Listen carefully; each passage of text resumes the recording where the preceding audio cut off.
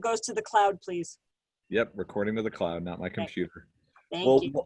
Welcome everybody. It's great to see you here for yet another one of our virtual tours. We're really excited for this one today, as we always are for all of our virtual tours. So I want to introduce my brother, Josh Shuki Hartuv. He made Aliyah in 2011, served in the Israeli Defense Forces in the Tzanchanim, the paratrooping unit, lived on Kibbutz Saad, graduated from Israel's tour guide course, has guided some of our families along with many, many others. And like I've said a few times, we're always learning something new. I'm always learning something new whenever he does one of these tours. And I think all of you are too. And it's just great to be here with you for this part. So today we're going to be exploring Tel Aviv.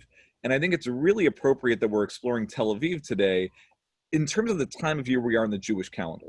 So a couple weeks ago, we commemorated Tisha B'Av, the 9th day of Av, the day of great Jewish tragedy, the day of destruction for the Jewish people.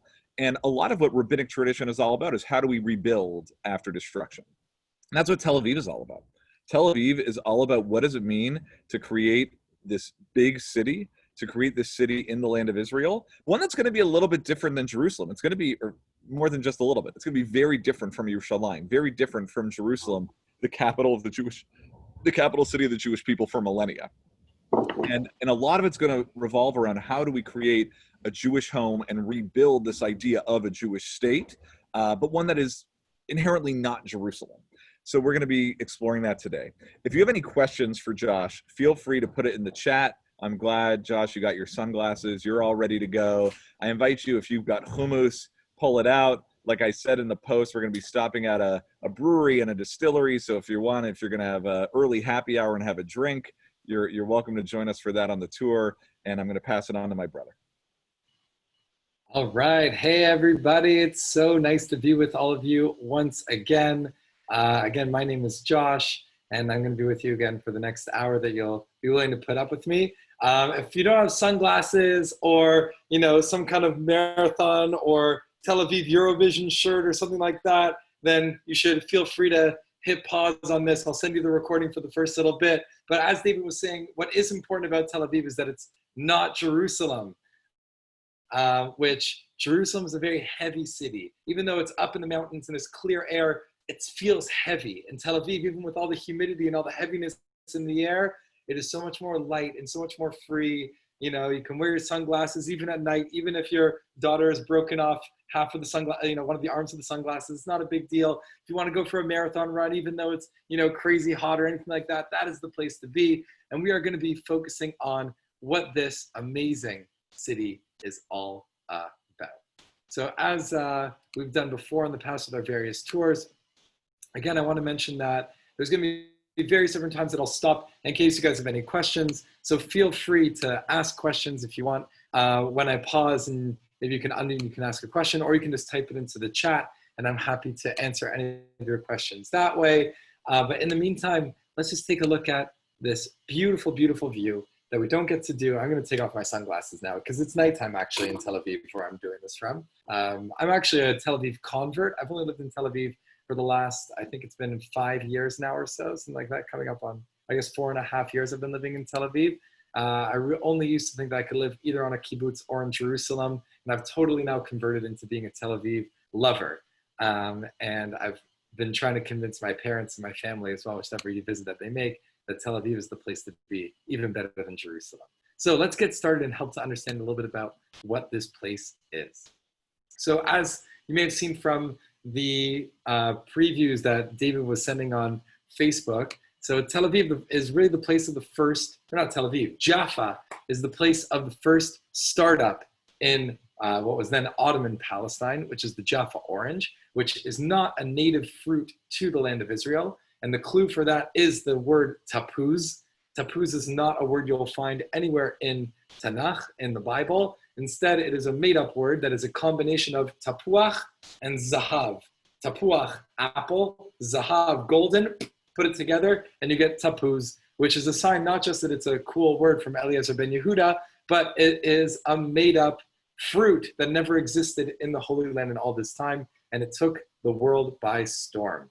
And I want to, I'll mention that a little bit later on. But anyways, this is what the ancient city of Jaffa would have looked like if you came in the 1850s. We're talking about an ancient city that's 1,000 years older than Jerusalem. This is a 5,000-year-old city. It predates Jerusalem by around 500 to 1,000 years, depending on how you date either of the cities. And this is what the ancient city would have looked like. And just to its north over here is this huge metropolitan of Tel Aviv, which was founded just 111 years ago today. So you have this contrast of the ancient and the modern. And that's going to be part of one of the themes of the tour today, which is understanding how a city can be born from the sand. The image that I have in the background, one that we're going to be, my background in the corner, one that we're going to be looking at a little bit later on, is this idea of Tel Aviv being a city that's born from a sand dune, with Jaffa being really far away, even though it's a little bit more of a myth than anything. But again, this is the sense of Jaffa over here. Just as to put in a little bit of modern Tel Aviv history that's happening literally right now, this second. This, where we are right now, is we're looking at what the British Customs House was. Originally, this is what the Ottoman Customs House was in Jaffa. And now when I say Customs House, I really mean this is the Ellis Island of Israel. This is the place where all of the generations upon generations of not just Jewish immigrants, but tourists, anyone who was coming into Israel, coming into Palestine, was coming through this Ottoman Customs House. Later on, it became the British Customs House, which you can see over here, which was a much uglier version of the Ottoman one, but it was much more modern in that kind of way. But because it was so decrepit and kind of falling apart in the last few decades, there's always been a debate about whether they should get rid of it or whether they shouldn't get rid of it. But because it was, in a way, this Ellis Island, there was a real push to preserve the building. But instead, the city of Tel Aviv took the opportunity during coronavirus, when no one was looking and there were no tourists around, to utterly destroy what was here, the Customs House. Even though it was an ugly building, now it is completely wiped off the face of Tel Aviv, and who knows what it is going to be in the future.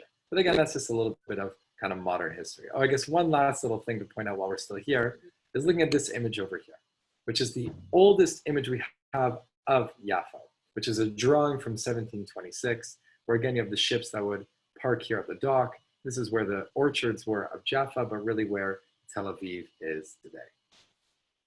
And now we've moved on a little bit from the city of Jaffa. We've expanded outwards. In the 1860s and the 1870s, there was a movement of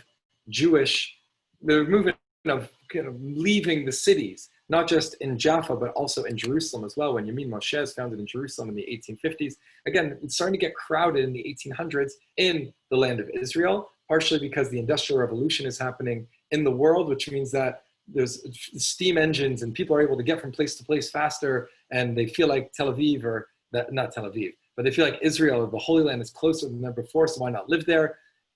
More so than that is that the world is rapidly changing, where a lot of people, both Christian, Muslim, and Jewish as well, they all thought, well, if the Industrial Revolution is happening, that must mean the Mashiach is coming. So we've got to move to the Holy Land and get the land ready for the Mashiach, or Jesus, or the 12th Imam, however you want to view it. So a lot of migration was happening to Palestine even before Herzl, decades before Herzl came about. And there was this one man named Aaron Shlush, who is featured over here in this beautiful courtyard in this neighborhood that we're in, which is called Neve Tzedek, where Aaron Shlush in the 1860s is an Algerian Jew who decides that he's going to help make Jaffa Jews, allow Jaffa Jews to leave the old city of Jaffa and live in this new spacious community. And what does he build? He builds two schools. This one over here and this one over here, where the one behind us is the boys' school, the one in front of us is the girls' school. And what's interesting about these schools is the languages that they were taught in. Where the boys' school was taught, they were taught in French, which was the language of international commerce. They weren't taught in Arabic or in Turkish or in Hebrew. They were taught in French, which was the international language at the time, the English of its day. And you have this image over here of the girls in Neve Tzedek, who by the 1870s, 1880s, had already started learning in Hebrew. This was this brand new language that Eliezer ben Yehuda, the crazy linguist of Jewish history, who revives this ancient language of Hebrew, which had never been done before in world history and still has never been done. It would be like if all of a sudden in Greece, people started speaking ancient Greek and not regular Greek, and it is really something special what he had done. Now, before we continue on, I'm going to pass the floor over to my brother David, who's going to help explain a little bit about the origin of this name of the neighborhood, Neve Tzedek, that was founded by Aaron Shlush. So we're going to see a few instances of neighborhoods which are going to be receiving their names from Tanakh, from the Hebrew Bible. These weren't the names because these neighborhoods didn't exist in the time of the Hebrew Bible. They need to come up with a name. So one of the names for this neighborhood comes from the book of Yirmiyahu, the book of Jeremiah, and these words of comfort that Jeremiah is offering after the destruction and the exile of the first temple. So this is what we read in Jeremiah 31:23. Ko amar Adonai Tzvaot, thus says God, the Lord of hosts, Od yomru et hadavar hazeh, they shall say again, Be'eretz Yehuda, in the land of Judah, uve'arav b'shuvi et shvutam, and in its towns, as I restore them to their fortunes, Yevarechecha Adonai, God shall bless you, right? The same kind of verse that we see in the priestly blessing, that God will bless you. Neve Tzedek Har HaKodesh, the abode of righteousness on the holy mountain, right? So this is clearly referring to Jerusalem and talking about Jerusalem being reestablished, especially on Har HaKodesh, the mountain of God, right, the temple, and it's called Neve Tzedek, the abode of righteousness. That is the name that is going to be given to this neighborhood, Neve Tzedek. What is interesting is transferring that name, Neve Tzedek, to a place that is decidedly not Jerusalem. So Josh, if you don't mind going to the slide, if I forget thee, what I love about traveling in Israel is how anything in Israel, including graffiti, is going to have a reference or an allusion to biblical or rabbinic literature.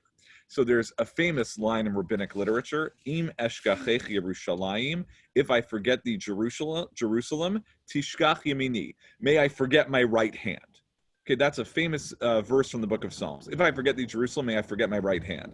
What does this piece of graffiti say? Im eshkachech Yerushalayim, if I forget you Jerusalem, ze biglal Tel Aviv. It's because of Tel Aviv. So I think that underscores a lot of the attitude of, if not early Tel Aviv, certainly this attitude now, right? That Tel Aviv, oh, forget Jerusalem, we have Tel Aviv. So Tel Aviv is meant to become this new place that is going to be the center, this place that is going to be where we can build up a place of safety. And even so far as to take biblical allusions that are all about rebuilding in Jerusalem, transferring that to saying we're rebuilding, but we're rebuilding it here in Tel Aviv. I'll pass it back to Josh. So what's important to note about Neve Tzedek over here is that the people in Neve Tzedek, they found this neighborhood in 1870, where it's between 60 to 70 families that found it in 1870. Tel Aviv is not founded until 1910. We're talking 40 years until Tel Aviv, the first shovel goes into the sand to start digging in Tel Aviv. The people in Neve Tzedek always thought of themselves as Jaffa residents. Important also, so the founders of Neve Tzedek are mostly Mizrahi Jews, Jews that come from Muslim lands, whether it's from here in Palestine, whether it's from Algeria, Tunisia, from Iraq. The founders of Neve Tzedek, again, come from Mizrahi heritage. They come from Muslim heritage, Jews from Muslim lands heritage. While Tel Aviv is mostly founded by Jews who come from Eastern European heritage. And it's a very important distinction. And the people of Neve Tzedek for a few decades, again, still do not consider themselves part of Tel Aviv. They consider themselves their own separate neighborhood. Now, in this image over here, this slide, which you can see in the ceramics just off in the distance over there. So this slide that's over here is the original founders of Neve Tzedek, and you have the orange trees where if you go into this courtyard, you can see all the citrus fruits that Jaffa was so famous for, and this area Neve Tzedek were so famous for. And you have Aaron Shlush on the side that's over here. There's this guy that's over here on the bottom right corner who is equally important, or almost as equally important, in founding Neve Tzedek, who is someone named Zerach Barnett, who is also featured in a very famous Arik Einstein song called The Ballad of Yoel Moshe Salomon, which I recommend you definitely taking a listen to at some point, where Zerach Barnett is one of the, again, founders of a few different places of Jewish Palestine, of the Yishuv. Now, what Zerach Barnett is also famous for is he tried to found a neighborhood called Neve Shalom, and he eventually had to divorce his wife because of it, because his wife didn't really like hanging out in the hot weather in Jaffa so much and wanted to go back to where they were from. So anyways, that's besides the point. But if we skip over this spot over here, which is a little bit about the founding of Tel Aviv, I want to go over here, which is these founders of Tel Aviv, people who we associate with Tel Aviv, that grew up here in Neve Tzedek. So one of them here is Rav Kook, and then another person who is featured on the bottom is this woman named Devorah Baron, who studied in this school, in the girls' school of Neve Tzedek, who was, in a way, Israel's, or the Yeshuv's first great playwright, who, again, was a woman, which is just really fun because, again, the women were the ones who were learning Hebrew. And as we slide over into Neve Tzedek, we're looking at here at Aaron Shlush's house, where he builds the first house in Neve Tzedek, where it's modeled after, the idea behind the house in Neve Tzedek was that it would be 2/3 house, 1/3 garden. And so his house obviously is much bigger than some of the other houses in Neve Tzedek, but this is what the model of what his house would look like. Now, across the street from his house is the house of this family over here, Rivka and Shlomo Abulafia. Their family is also very important in the founding of Neve Tzedek, but we're not going to talk about them. Instead, we're going to talk about the person who lived on their roof, which is this guy over here, which is Shai Agnon. When Shai Agnon first came to Neve Tzedek, he was this struggling writer, artist who was just trying to find his way and had to rent the house of Shlomo Abulafia, and ends up being in this, up in the windows on the roof of this house. And he looks over into the Neve Tzedek house just across the way, the house of Aaron Shlush, and he notices one of Aaron Shlush's granddaughters, who, over here, was this really beautiful woman named Magdalena. Now, she was this, incredible, wonderful woman who, obviously this is a picture of her as a kid, so we have to imagine her a little bit older, but don't imagine, whatever, we're not going to get into all that kind of stuff. Anyways, but so when he's looking over and wants to court Magdalena, he ends up, Margalit was her name. When he wants to court Margalit, he approaches Yaakov Shlush and says, I would like to date your daughter. But he says, what are you? You're this like struggling artist. You don't even own any property. Get out of my house. So what ends up happening? Shai Agnon ends up writing this book over here, T'mol Shil Shom, which talks about the stories of Neve Tzedek and all these different places of yesteryear in the land of Israel. He writes this a little bit later on, after he was already a famous writer, after he had already written his famous book of Agunot. But he writes this book, and he writes the stories about Neve Tzedek, where he looked out one window and he saw the sea. He looked out another window, he saw the old city of Jaffa. He looked out another window and he saw Tel Aviv growing. He looked out another window, he saw the beautiful neighborhood of Neve Tzedek. What does he never mention? He never mentions the Shlush family, the family that founds Neve Tzedek. He never mentions the house that was literally outside his window. He never actually mentions them. And Shai Agnon, for those of you who know, is the first Israeli to win the Nobel Prize. He wins the Nobel Prize for Literature in 1966. And in his speech when he receives the Nobel Prize, one of the things that's important to see in the speech, and again, I'm not going to read the whole thing that's over here. Oh, I see that there's activity on the chat. That's okay. When he sees the idea of coming back to the land of Israel again as fulfilling this dream of 2,000 years of Jews coming back to the land of Israel, and that poets are the ones and writers are the ones who are able to fulfill that dream. And that speech is over here on the 50 shekel bill, which is now out of circulation, but it's the last two 50 shekel bills featured Shai Agnon. And again, we're leaving Neve Tzedek now, and we can see the first theater of Tel Aviv. We're already this is already leaving, Tel Aviv had already been founded, but this building over here, the Eden Theater, was founded in the 1920s. And you can see just kind of the beautiful culture that was over here. The first movie that was shown at the Eden Theater is really kind of the symbol of Tel Aviv in a way, which is the old movie of the Al Jolson movie, The Jazz Singer, which in a way is about this young Jewish man arriving into New York and using in a way the skills that he inherited from his father, who was a cantor, and wanting to become a jazz singer instead. And that's in a way the greatest metaphor for Tel Aviv, where it's taking these ideas from not just Neve Tzedek, but all of Jewish history, taking the Hebrew language, taking stories of Tanakh, taking the Jewish history as a whole, but making some kind of new Hebrew culture, as what they would call it. And part of that is the buildings of Tel Aviv, where the building right across from the Eden Theater is the best example of what's called the Tel Aviv eclectic style of architecture, where this building over here I like to describe the Tel Aviv eclectic style as you combine something East, something West, something Jew. In a way that a bride on her wedding day is wears something old, something new, something borrowed, something blue. So Tel Aviv eclectic architecture is something East, something West, something Jew. So you have something West, which are these short balconies, which you would find somewhere in Europe where it's colder, you have a shorter balcony. So you just have you step outside, have a quick cigarette, and then go back inside your building because it's too cold. So in Israel, you want to have a bigger balcony, but these original Tel Aviv eclectic styles would always have these kinds of short balconies to it. There's something East that you can find, something that comes from the more Muslim countries, is these open, closed wooden shutters that you can see where my mouse is over here. Here's a little bit more of a clear image just so you can get a better sense of what it is. Now, what's the Jewish thing from the Tel Aviv eclectic style? The Jewish thing, which it's hard to see, you actually can't really see it on this image, but you have to go here. You have to believe me, I guess. All these little pillars over here have a menorah on them. The building right next door, this white building over here, which is a less pretty version, but it still is this Tel Aviv eclectic style. Underneath the balconies, what's supporting underneath the balconies is a symbol of a Magen David. Now, I want you to remember this for when we go into the founding of Tel Aviv, where we learn about this kind of more Jewish art and Jewish architecture. But before we do that, David, I'll turn the floor over to you to lead us in a l'chaim for milk and honey, the fulfillment of the Zionist dream of making a single malt scotch, single malt whiskey in Tel Aviv, of all places. I was going to say, you should have made hummus from that Abby taught us in the last tour. Barbara, who's here. Barbara, if you want to raise your hand, you are here to offer tutoring lessons on how to do it for people if you want to make hummus for future tours.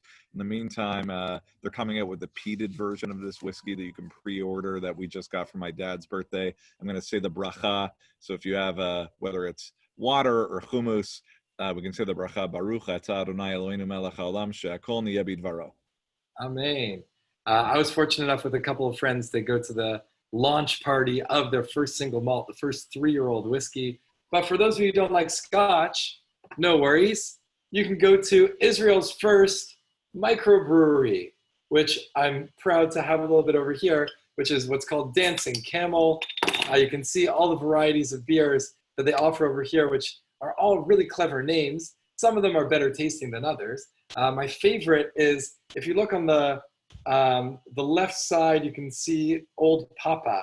Now, the Old Papa beer is probably their least good tasting beer, but it is their most creative beer because they actually found in the Talmud the Rav Papa, who is noted as being not just a great rabbi, but one who made a date beer. And so they made a date beer based off the recipe of Old Papa. So l'chaim to all of you guys. I'm drinking the stout right now. Should get them to sponsor these tours, Dookie. I know, I should really get them to sponsor them. It's just great. But what's also great about Dancing Camel is they host these amazing Grateful Dead parties once in a while. And yeah, this is really fun. I've been to a couple of them. They're just really great. Anyways, but that's besides the point. Let's go back into Tel Aviv. So we're back into Tel Aviv. We're done our quick break. Does anyone have any questions so far? Does anyone have any questions they want to write in the chat? While we're enjoying the beautiful view of Tel Aviv from up above. Tel Aviv, where the weather is always nice until it isn't. Yeah, amazing. Okay, so if we don't have any questions, again, feel free to type any questions you have in the chat.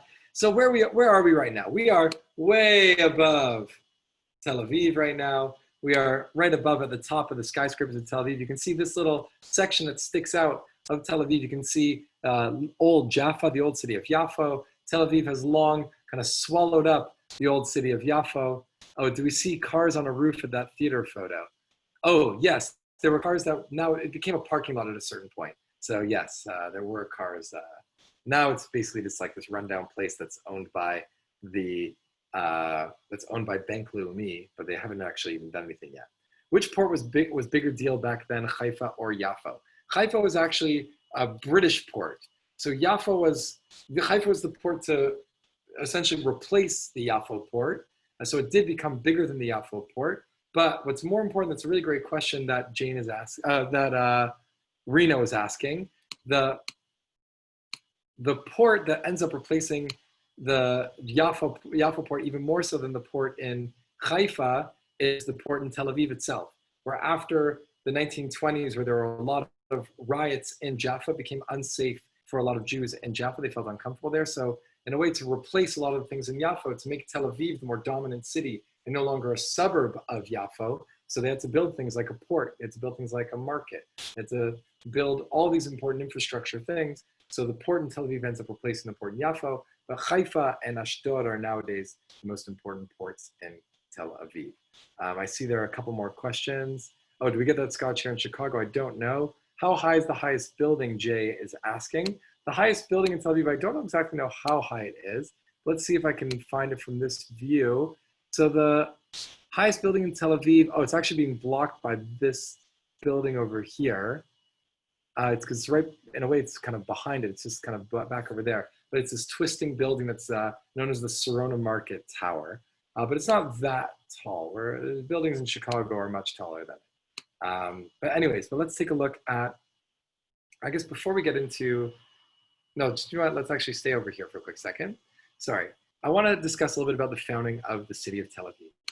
For many of you may have seen this picture over here, which is in a way the mythical founding of the city of Tel Aviv, where it's these 70 families that are all gathering together here on these sand dunes, where according to the myth, the names of all the founders, all these 70 families were put in one hat over here, and the plots of land that they would be granted were put in another hat over here, and they would pick out a number for the plot and pick out a number for the name, and they would put them together, and lo and behold, the most prominent families got the best plots of land. It just happened to work out that way. Who knew that that would happen? But the founding of Tel Aviv is really, really important, because the myth of the founding of Tel Aviv in 1909 is that it was founded on this sand dune far away from the city of Jaffa. But you can see Jaffa's over here. And you see these red roofs over here. These red roofs is Neve Tzedek. That's the Jewish neighborhood that existed just off of Jaffa, right next to the founding of Tel Aviv, where this building is right over here. Sorry, one second. Or if you look at the map of Tel Aviv, again, you have this, one second, it's not showing up the right one. I want to make sure it's the right view. There you go, perfect. So if you look at the map of Tel Aviv itself, where again, the founding kind of area of Tel Aviv is this little street that's over here, Herzl Street, in just a second. And again, part of the myth is that none of this stuff below existed really. Neve Tzedek, Jaffa, it's all very far away. This is the original plan for Tel Aviv existence. Now I want to point out one little quick thing while we're looking at a map of Tel Aviv. One thing that we're going to notice a little bit later on is that the streets don't have proper intersections. So almost always in Tel Aviv, you're almost never going to have a straight 90-degree intersection on all sides. And I think that the reason is pretty purposeful. That the people who found Tel Aviv are Ashkenazi Jews. They're Jews who come from Christian lands. And they had a fear of crosses. And they wanted to build a Jewish city. And so how do you build a Jewish city? You build a city that's free of crosses. Even if it's a pretty flat city and it's very easy to make a grid, much like Chicago, well, why not mess around a little bit and make streets all curvy and stuff to make sure that things meet at a little bit of an angle, or add a little 5th Street, or add a 6th Street to meet at any given intersection. But that's a little bit about the founding of Tel Aviv. They're looking for some kind of way to make this Jewish city. And if you look at, again, the image that's behind me that's over here, which is also a drawing by Tel Aviv's most famous artist, Nahum Gutman, you can see, again, this kind of idea of this city in the sand dune with Jaffa off in the distance and the sun shining bright right down. Now, the first building that's built in Tel Aviv is this building that's over here, which is known as the Gymnasia Herzliya. Now, why is it called the Gymnasia Herzliya? Because it's named after the great Herzl. Now, why are they naming this after Herzl? Herzl is really the dream. The city of Tel Aviv is really the fulfillment of Herzl's dream. Now, in his book, Alt Neuland, so what does Alt Neuland mean in English? In English, so alt, old, neu, new, land, land, so old, new land. Now, when it's translated by the great Hebrew writer, Achad Ha'am, he translates it to be Tel Aviv. Now, the translation is from 1903. But this is long before, this is a couple years before Tel Aviv is even dreamed of as to be this great city. Now, he calls it Tel Aviv because Tel is an archaeological site where it's, or it's something that's ancient of, built on top of that, built on top of that, built on top of that, built on top of that, and now you have a hill. And that kind of hill is called a tel. where all these kind of ancient cities, ruins that are built on top of each other. And Aviv means spring. So you have this kind of old and you have spring put together, and that's the translation of Alt Neuland. And the city of Tel Aviv takes that as the name of their city. And the first building that they built is named after Herzl, Theodor Herzl, and called the Gymnasia Herzliya, which is this incredible, incredible school. Well, what's so revolutionary about this school? As opposed to the Neve Tzedek school, boys and girls learn together. And all the studies are in Hebrew. And they study Tanakh. However, you didn't need to wear a kippah to study Tanakh at the Gymnasia Herzliya. And you didn't just learn commentaries, but you learned biblical criticism. This was an academic school. And beyond that, this school, this high school, which became world famous in its day, it's designed to be the Beit HaMikdash. It's designed to replace the Beit HaMikdash. In the opening ceremony of the school, they mentioned the Beit HaMikdash something around 50 times. The big pillars at the front of the school are meant to represent Boaz ve'Yachin, the two pillars at the front of the Kodesh HaKodeshim, the Holy of Holies in the temple. These horns on the tops of each corner are meant to look like the Mizbeach, the altar, where the animals were sacrificed. The original plans would have a big dome on the top to look like the current Dome of the Rock, but they said that would make it look too much like a mosque, so they decided to not do that in the end. But that is the idea of the Gymnasia Herzliya. In 1965, it's torn down, and in its place is built the Migdal Shalom Meir, this really hideously ugly building that at the time was not just the tallest building in Tel Aviv, but the tallest building in the whole Middle East. So I guess we're all talking about the UAE right now, the tallest building in the world in the UAE. But the Migdal Shalom Meir, in its day, from the 60s through the 1990s, was the tallest building in the whole Middle East, which is just pretty amazing to think about that. Now we're on Herzl Street, because the main street is going to be named after Theodor Herzl, where if you look at, again, another drawing of Nachman Gutman, you can see how beautiful the Gymnasia is and everyone's houses, and again, the sand dunes that surround, as if Neve Tzedek doesn't really exist. And you have all these people who are walking along Herzl Street, and he draws them, and he calls it Shabbat in Tel Aviv, because even though the people were secular, they didn't agree with having horses coming into Tel Aviv, and they would block off the gate of Herzl Street so no one could get in. And of course, the main intersection of Tel Aviv is Herzl and Rothschild. Rothschild, who was the great benefactor, who was the one who donated all the money to help all these pioneers build cities like Tel Aviv, and to build things like the first kiosk, which, what did they sell at the kiosk? The downtown core of, the great bar, downtown core of Tel Aviv, the first bar of Tel Aviv, not alcohol, not even cigarettes. What did they sell here? They sold flavored soda, was the big fun thing that people in Tel Aviv would go out and get. And in the background, you have the water tower that's over there. Now, before we get to the water tower, again, I want to point out a little bit about the Tel Aviv idea of being this first Hebrew city, of bring Jewish culture into a secular city. That in many of the places on the street Achad Ha'am, which is again one of these first streets of Tel Aviv, you have these amazing B'Tzalel school images of prophets, King David, Jeremiah, Isaiah, Eliyahu over here. And if you go just the next block over, you have this amazing school, the second school of Tel Aviv, which is the Beit Sefer HaIroni, which you can see this beautiful image of when it was first founded over here, when it was first founded as a boys' school in Tel Aviv, the first boys' school of Tel Aviv, which ironically now, this school is now a Beis Yaakov ultra-Orthodox girls' school. So it's done the exact opposite of being a boys' secular school. So that was the original view of it. But again, what adorns this school is these images of not just of the new kind of four holy cities of Israel, where sure there's Hebron and Tveria as these ancient cities, but what's highlighted here is not just the ancient part of Tveria, but the modern boat, the Nordia, which would take people from Tiberias across the Mediterranean, across the Kinneret Lake, in order to get to Tzomet Tzemach, to where the Ganya is, in order for them to go back to the rest of the country. And you have in the centerpiece of the school, you have the vision of Isaiah's dream of the lion sleeping with the lamb, and you have a snake playing with a kid, and you have this image over here of Jerusalem, that saying, this is not a school built in Jerusalem, but it's trying to fulfill the dreams of Jerusalem.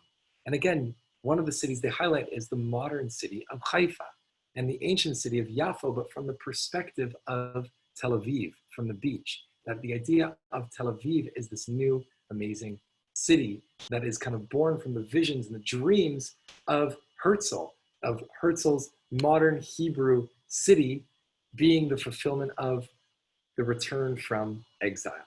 And what could more represent the fulfillment of the return from exile than this ugly building over here, which is the site of the Declaration of Independence, which again, we're on Rothschild Street. If we just turn around over here, the first kiosk of Tel Aviv is just right over there. We haven't moved very far. This is where we stood just before to look at the Gimnasia Herzliya. We turned the corner, and now we're looking at the place where the State of Israel is founded, where all the celebrations took place. This is something that we mentioned when we had our Yom HaAtzmaut, Yom HaZikaron tour. And you have the city monument over here that kind of represents all the building of Tel Aviv, the Gimnasia Herzliya, all these amazing things, and the city emblem, the original city emblem of Tel Aviv, which adorns many of the older buildings of Tel Aviv, which is this lighthouse, which is shining a light to the rest of the Jewish world, saying, come to this lighthouse, come to this port of Tel Aviv, and come in. This is the dawn of the new era, that the Reshit Tzmicha Geulatenu, that the redemption is here. You have 7 stars, which some say represent the 7 days of the week, and Shabbat being in the top. Really, it represents Herzl's vision of a Hebrew city having a 7-hour work week, which I don't know why that's included on the seal, but for some reason it is, of all the things of Herzl. But I'm going to now pass the floor over to David to help understand about one thing from the city emblem, which is this quote that's under here. So, David, I'm going to turn the floor over to you. You can help explain. Josh, if you can leave it on the emblem for a second, I just want you to see that there are 2 words that are on the emblem there that Josh was showing. So the emblem says Evnech v'nivneit, which means I will build you v'nivneit, and you will be built up. So that's on this original city emblem. And so now, Josh, you don't mind going back to the verse itself. There's going to be this verse from the book of Jeremiah, from that same chapter that we looked at before about Neve Tzedek, where we read, Od evnech v'nivneit.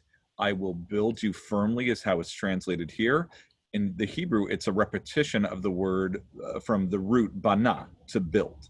So you will yet be built and rebuilt, B'tulat Israel, maiden of Israel. So this whole, the way that Hebrew sometimes works is in order to emphasize the language, they say it twice, because when Jews want to be heard, we just say it again and we say it even louder. So the prophet here, Jeremiah, says, Evnech v'nivneit, I will build you up, v'nivneit, and you will be built up.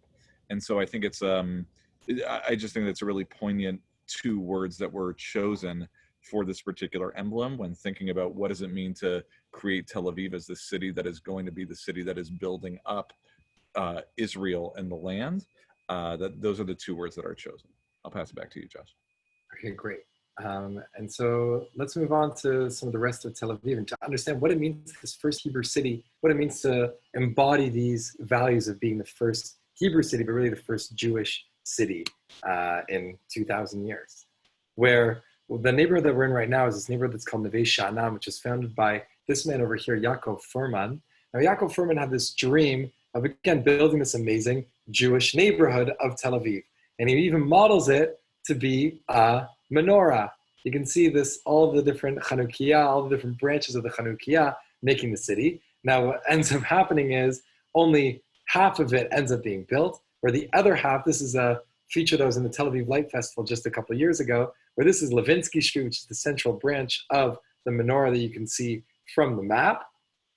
Levinsky Street, which is over here. Now, only this side ended up ever getting fulfilled. This side ends up becoming the Tel Aviv Central Bus Station, which might be a tour for another day, which is also this amazing, fascinating building. But it ends up getting rid of kind of the dream of having a menorah neighborhood. But again, we're not talking about a efficient building here. We're talking about how to build a Jewish building.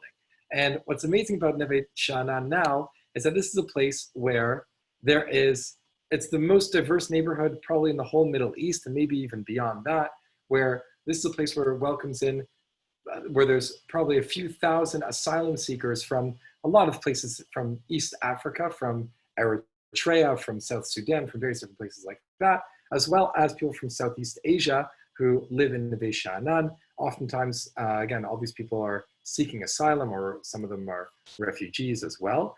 And what's cool is in Neve Sha'anan, which is the central hub of all these people, is that there is a library which is called the Levinsky Library. aren't categorized by language. They're not categorized by the Dewey Decimal System. They're categorized by emotion. And all these little stickers on the bottom are what people placed after reading the book, what emotion they felt after reading it. Was it yellow for happy? Was it red for sad? Was it purple for inspired? And whatever the majority of the stickers are on the book, that is the place where the book will be placed. So it's just a really beautiful concept of a library that brings in all these different people together. And again, you can see the diversity of the neighborhood, especially when you go to different protests in the Neve Sha'anan. You can see all the different groups of people that are here. And you can get a sense of the neighborhood nowadays, where here, this is the central bus station, and you see these streets that do these kinds of funny, interesting curves that are along the side that's over here. And David, I'll turn the floor over to you one last time for looking at the story of Isaiah. So Isaiah, also like Jeremiah, writing many of Isaiah's writings, some of it is before the destruction of the first temple and some of it is after. And in this moment, we're reading again one of the comforting prophecies, or a section of a comforting prophecy of Isaiah. Chazet Zion Kiryat Moadenu. Look at Zion, Kiryat Moadenu, the place of assembly, the place where people would gather, especially for the Jewish holidays. Einecha tir'ena Yerushalayim. Your eyes will look at Jerusalem, Naveh Sha'anan, as a place of security, as a secure homestead. And so here Yeshayahu is talking about what does it mean to create Yerushalayim as a place of safety, as a place of security. That is going to be transferred with the name of this neighborhood in Tel Aviv. And Josh is going to talk more about it, but what does it mean to imagine this city, or this neighborhood of the city, which is meant to take in refugees, and refugees of many stripes throughout the generations, and is meant to be a place, a source of safety and security and protection. Where Isaiah is originally talking about Yerushalayim, that same sense is transferred from Jerusalem and brought to Tel Aviv. Go ahead, Josh. Right, and actually I'm going to take us back a little bit to where we were before, because I wanted to play for you a song at this point, because Tel Aviv is known as what's called the White City. The White City is known because of its the Bauhaus architecture. And so I'm going to play this, now that we're kind of looking at different places in Tel Aviv, so I'm going to play this famous song by Arik Einstein as well.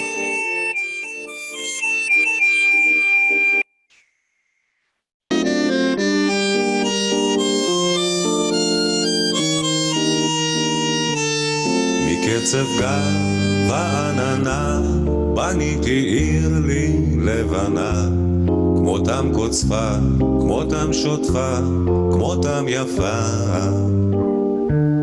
עם בוקר צח חלון נפקח ואת ילדה צופה בו כך כמו יונה הנכונה לי מעופה כי בא השחר והאור וכל עירי תצא לסחור ועמוסה היא מסע לעייפה הנה עירי גדולה כאור ואת גרגרה וכפור גרגרה וכשדבק לי ציפה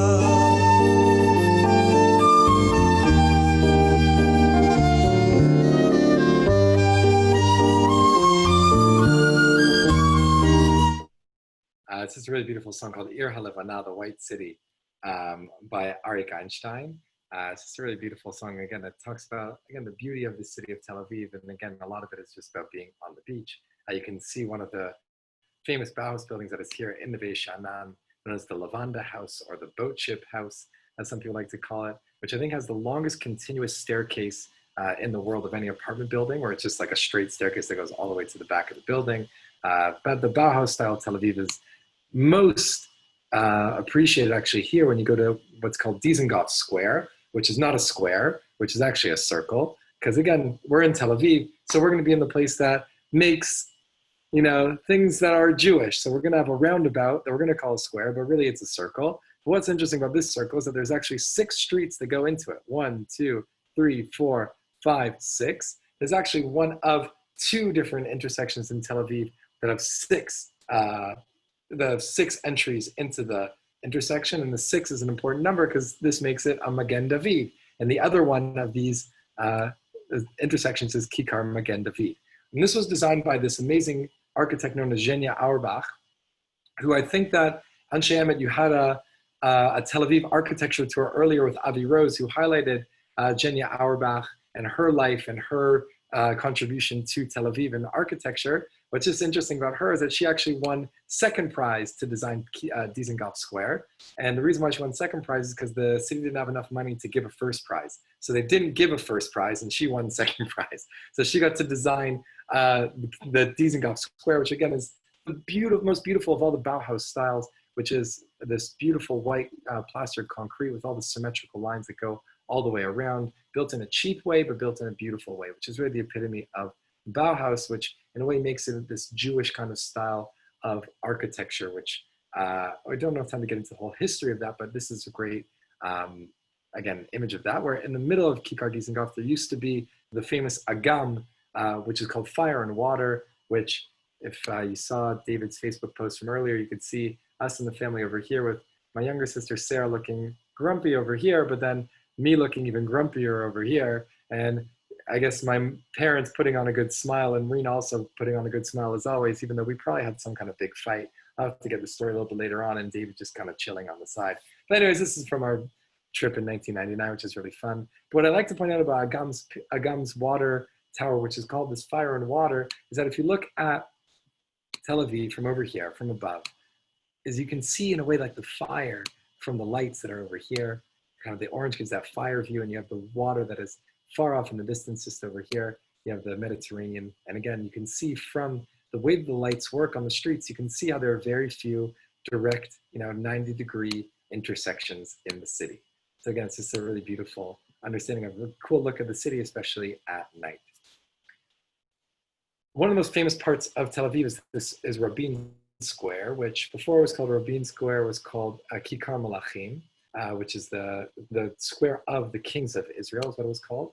And the building that's just above the square, that towers over the square, is the City Hall of Tel Aviv, which is a particularly ugly building in my opinion. But what's fun is that at night is that they light it up in cool ways. So sometimes it's lit like the Chanukiah, sometimes it is, sometimes it is used to play Tetris. You can see people play Tetris that's over here at night. Sometimes it's lit up in various Eurovision flags, or just flags in general, where just, the other day it was in the UAE flag. A week ago it had the Lebanese flag. So again, all these things are zeitgeisty. Tel Aviv always tries to take advantage of that. Of course, they have rainbow flags when it is Gay Pride Week as well. And what Tel Aviv is also famous for, of course, is its protests. I recently was at one of the protests at Kikar Rabin, which is over here. Another thing that's famous about Tel Aviv is this amazing Holocaust memorial, which when you look at it from ground level, I never really understood why it was much of a Holocaust memorial, other than that it was kind of this rusted, whatever, it didn't really look very nice. So I thought, okay, fine, maybe that's a Holocaust memorial. When you look at it from above, which you don't get a chance to do regularly, you can see that it's a Star of David, and it has that yellow kind of triangle, that yellow theme, which again makes you think about, the Shoah, makes you think about the Holocaust, that kind of way. Now, what gave Rabin its name, what gave Kikar Rabin its name was obviously the assassination of Prime Minister Yitzhak Rabin in 1995, which I'm going to show you now a video of that. תמיד האמנתי שמרבית העם רוצה בשלום. The video that I'm going to show you is Yitzhak Rabin, was the Prime Minister of Israel in 1995, who I'm going to show you in just a second, was the one who was making a lot of movements towards peace with the Palestinians. He had signed a peace deal with the Jordanians. And in 1994 and 1995, there was a lot of incitement between the left and the right, but that the left wing didn't have all these great, huge rallies to combat against what the right wing was having, that was inciting against peace and inciting against Yitzhak Rabin himself. So Rabin and many other peace organizers had organized a rally in the Kings of Israel Square. And Rabin's speech was actually a fairly short speech, one that was memorable, that speaks about incitement and the dangers of incitement in the world. And you can see kind of what the people were, how many people are here, and singing the song Shir LaShalom, a song for peace, a prayer for peace at the end, which I'm going to mention after the video. מוכן ליטול סיכון לשלום, ואתם כאן, בהתייצבותכם בעצרת הזאת, מוכיחים עם רבים אחרים שלא הגיעו לכאן, שהעם באמת רוצה בשלום. Let's rewind for a quick second. This is Yitzhak Rabin, it's over here. This is Shimon Peres, the two architects of the Oslo Accords and the architects of the peace agreement with the Jordanians. And they're singing with these pieces of paper, Shir LaShalom.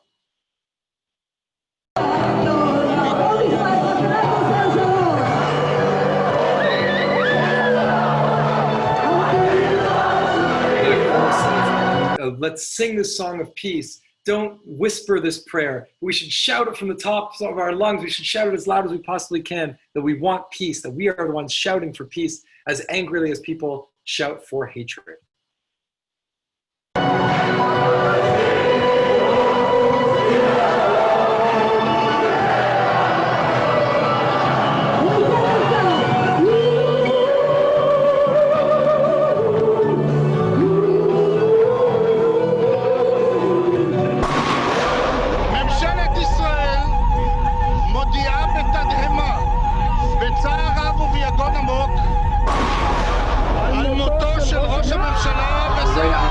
This speech, when Yitzhak Rabin had walked down from, when Yitzhak Rabin had walked down from his podium, he went to his car and was, before entering the car, there was a deranged fanatic that named Yigal Amir, who came down from these staircases just over here. When Yitzhak Rabin was coming down from this side over here, he came over and on this spot over here, assassinated Yitzhak Rabin, the first and only prime minister of Israel to be assassinated, the first real political assassination in Jewish history, probably since the Gedaliah was killed in 586 BCE, leading to the Babylonian destruction.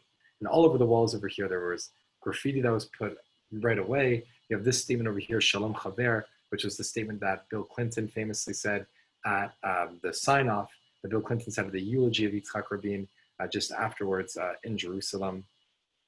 And you had front page headlines of Rabin and Arafat, as many of you guys remember, probably even more so than I remember, of Rabin and Arafat signing the Oslo Accords with Bill Clinton, and the assassination that's over here, which again made front page news all over the world of Yitzhak being the prime minister, this symbol of hope of peace in Israel being assassinated here.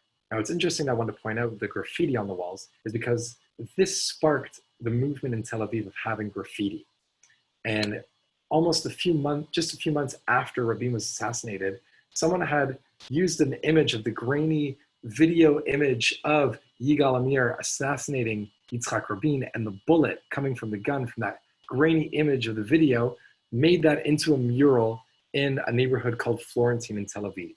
And this became a real pilgrimage site for leftist activists and just for peaceniks in Israel all over the place. And it sparked this whole movement in Tel Aviv of having graffiti, where some of the graffiti is, pop culture. This is what's called the 27 Club, where it's all these famous musicians who died at the age of 27. You have another artist that does this tag street art, which kind of takes his classical motifs and adds these kind of modern kind of criticisms of what's going on in the world. Some of them are these beautiful, this full building murals that just make older buildings look beautiful again. Some of them take English song lyrics and turn them into Hebrew. So this says Forever Young, the famous song by Bob Dylan, right? Forever Young. Some of them are just, again, pop culture things like this image by the famous Solomon Souza, who's this great graffiti artist, especially if you go to Tel Aviv, to Jerusalem, Shuk, to the market in Jerusalem, where he has a whole thing of Jewish heroes. And in Tel Aviv, he made a Sandy Koufax mural. You have another famous one just around the corner from where we were in Florentine, which is called, hold on one second. I don't know why this one didn't load up over here. 1 second. Oh, why is this the wrong? Sorry, everyone.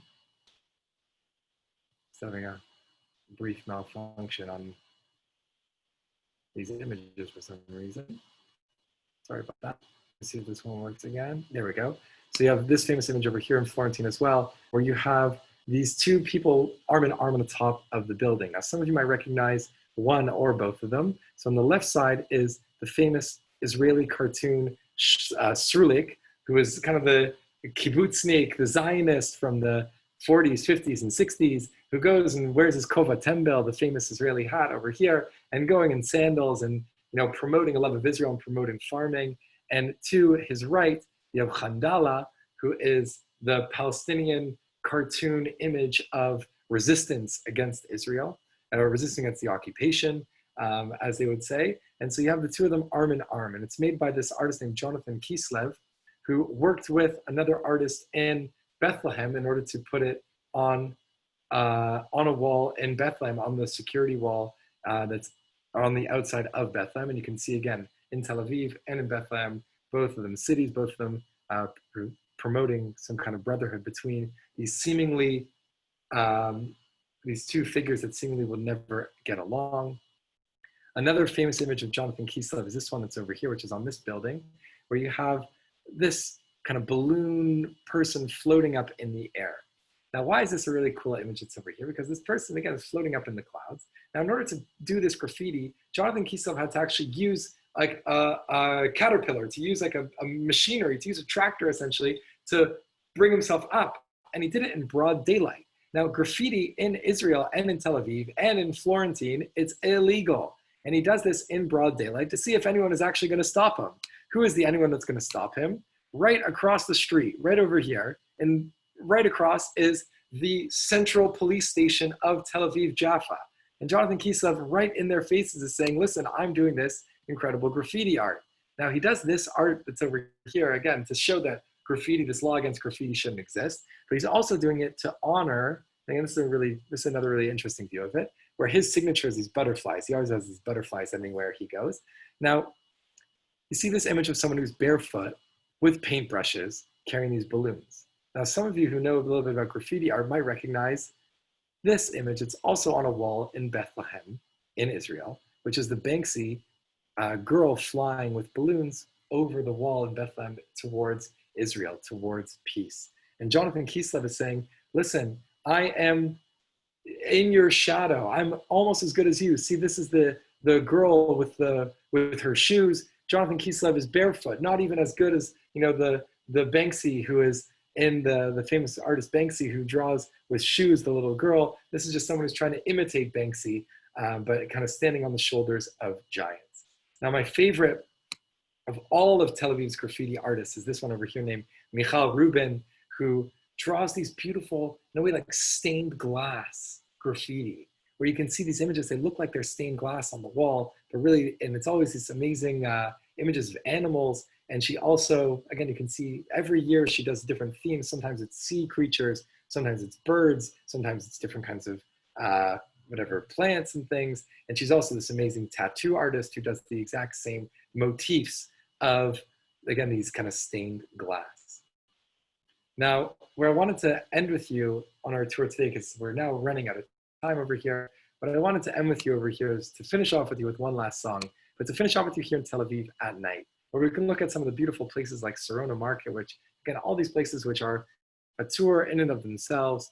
Looking at Dizengoff Square, where we're looking at before, again, with the Jewish Magen David, with the Jewish style of building, of building a city, where Tel Aviv is really the center of culture, and especially during Gay Pride Week, where Tel Aviv is famous worldwide as being one of the best gay pride cities in the world. And there's even a theory that Tel Aviv as a city is 35 to 40% gay, which is part of the reason is because a lot of Israel doesn't really necessarily accept homosexuality. So a lot of them flock to Tel Aviv. And if you're already saying 10% of people are gay anyway, so add on the 10% from all these other different cities that come to Tel Aviv, which ends up making Tel Aviv in a way this amazing gay capital of the world. And that's going to be really the theme of this final song that I'm going to show for you at the end.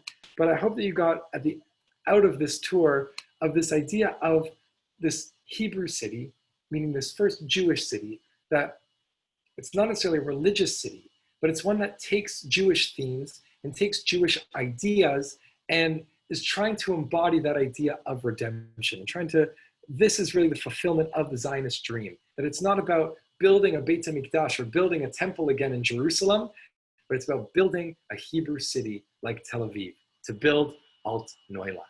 And with that, I'm going to play our one final song that you can, because you can't play any, you can't talk about Tel Aviv without dancing.